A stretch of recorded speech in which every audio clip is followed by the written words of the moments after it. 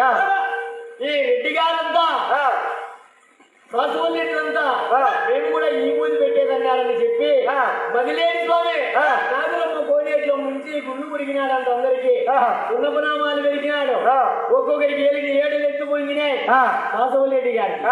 అయినా ఇప్పుడు ఏమనకూడదు, ఇంటికి వచ్చినాక నేను కథ అనుకోని ఆ రాఘవరెడ్డి కొంత నాన్నయ్య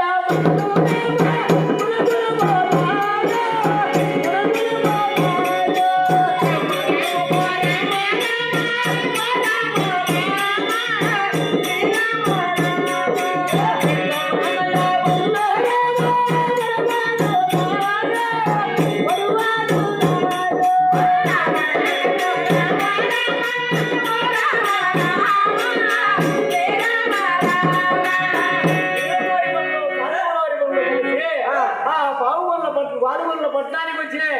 చిన్నమ్మ తల్లిని ఎర్రకెళ్ళి తీసి ఇంట్లోకి తీసుకున్నారంట. ఆ చిన్నమ్మ తల్లిని 7 మాలులో పెట్టి ఉయ్యాల తొట్టిలో పెట్టి 7 మంది తాతలతో ఊపిస్తున్నారంట రాఘవరెడ్డి. చూసినారు కోడిళ్ళు 6 మంది. అబ్బా నిన్నగాక మన్నగాక ఈ రోజు వచ్చినట్టుంది. దీనికి ఇన్ని భోగాలు ఓయమ్మ దీని భోగాన్ని ముగ్గిలిపాయ చేయాల్సిందే. 6 మంది తోడుకోడళ్ళు మాట్లాడుకున్నారంట.